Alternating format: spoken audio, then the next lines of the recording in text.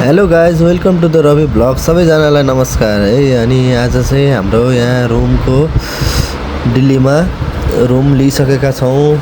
Room त लियौँ तर यस्तो फोहोर रहेछ रुम है, के गर्नु अब। यस्तो फोहोरमा त बस्न सकिँदैन बिरामी लिएर होइन। त्यसैले हामी हाम्रो भान्जा म लाग्यौँ सफा गर्न। म पानी हालेँ, भान्जाले झाडु हान्दैछ। यो रुममा चाहिँ पहिला आजभन्दा 7-8 वर्ष अगाडि मैले दिल्ली काठमाडौँमा बस चलाउँदा हामी बस्थ्यौँ यो रुममा। अनि अहिले पनि खाली नै रहेछ, तर 2 तला माथि छ है।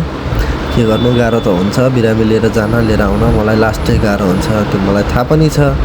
अब रुमको हालत यस्तो छ, हामी सफा गर्दैछौँ, रङ पेन्ट गर्न आँट्दैछौँ। आजबाट अब सिफ्ट हुनुपर्छ हामी है। यो किचन पनि त्यस्तो फोहोर, कक्रोच त यति धेरै होइन, कक्रोच फोहोर। आखिर यो सफा गर्ने हामीलाई 1 दिन लाग्छ, मलाई थाहा छ। अनि हामीले सरफहरू हाल्यौँ है, सरफहरू हाल्यौँ, पानी हालेर एकदम अब सरसफाइमा बस्नु पऱ्यो नि त होइन। बिरामी लिएर त जहाँ भयो त्यहाँ बस्ने कुरा भएन।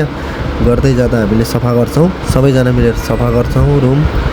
अनि चट्टसँगले रङ पेन्ट गरेर हामी यहाँ सिफ्ट हुन्छौँ। अनि फोहोर धेरै छ, के गर्नु। यस्तो अब भित्तैभरि केरेको, सायद पहिला बच्चाहरू बस्थे। अब हामीले सबै रङ पेन्टहरू गरिसकेपछि ल हेर्नुहोस् है त, हाम्रो रुम यस प्रकारको भएको छ। बाँकी भिडियो अर्को भ्लगमा। सबैजनाले माया गरिदिनु होला। धन्यवाद।